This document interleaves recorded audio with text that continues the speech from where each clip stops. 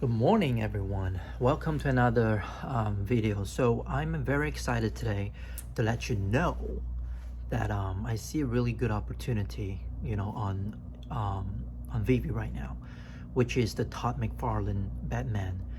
Um, I really like the fact that the Todd McFarlane Batman, is actually the first Batman on blockchain on the NFT network, and also the first on VEVE.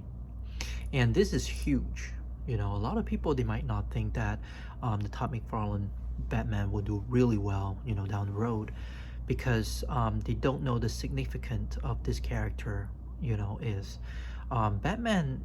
From DC, they have a lot of supporters, they have a lot of fans come to the platform, and when they see Batman, they will try to scoop them up. And I really think there are a lot of potentials that that you can get it for really a affordable price now. It's not as cheap as before. When I purchased them, they were like 100 to 200 bucks, but now it's worth $10,000. So it is still a very good deal, in my opinion, because anything that is the first, it's always the most valuable.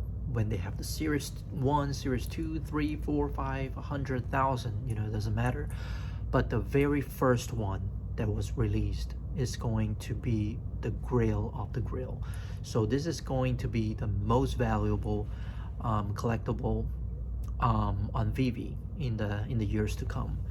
More and more people are joining the platform every single day. About 20 to 30,000 users download the app every day, and I'm expecting to have a really crazy grow down the road. But the only thing that might have like a little dip or like a little crash would be when the MTL is here. MTL stands for market transfer license. Money transfer license, MTL. So what MTL is that people right now, the bad thing about VEVE is that you can't cash out. So you can buy gems, you can use your credit card. It's very easy. You can buy gems with your credit cards, but you're not able to sell them on the in the marketplace. But once VEVE implement that cash out option, the MTL is here, I would assume that there might be a dip. I don't know how much of a dip that would be, but I think it's going to wipe out about 10 to 30%, up to 50%. It's not going to be 50% if they do it right, because right now I think they're doing it by stages. So I don't think that it's gonna crash the market as hard as a lot of people think. So I would think about 10 to 30%, would be fair. But we still have a lot of room to grow, from there. And once the cash out option is here, the good thing about it is that a lot more people will be joining, because they know that you can get in and you can get out. Now a lot of people are sitting on the fence. They're thinking, oh, should I get in now, because they're not able to cash out anytime soon. But it seems like the MTL is almost here, so people are able to start cashing out once it's fully implemented. So I think it's a good thing, in the long term. Short term wise, it might have fluctuated a little bit. It might go down a little bit, but I'm not too worried about it, because these are great IPs. These will definitely do well in the future if you hold them for 5 years, 10 years, down the road, because they are the very first NFT on the blockchain for all the superheroes and all the great IPs. So there is no doubt about it that these are going to do really well. So, and I really like the Todd McFarlane, and they have a really strong supportive fan base.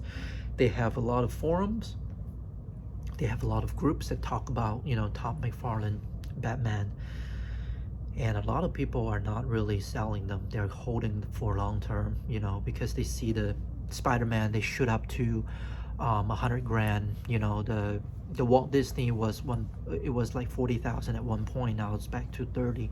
So I mean, there's a lot of upside potential for Todd McFarlane to grow, in my opinion. So I think the best opportunity right now is to buy it, or you can wait a little bit and hope that it will dip a little bit, or buy one and then when you see it dip a little bit to like maybe 5,000, 6,000, 7,000, then you pick up another one.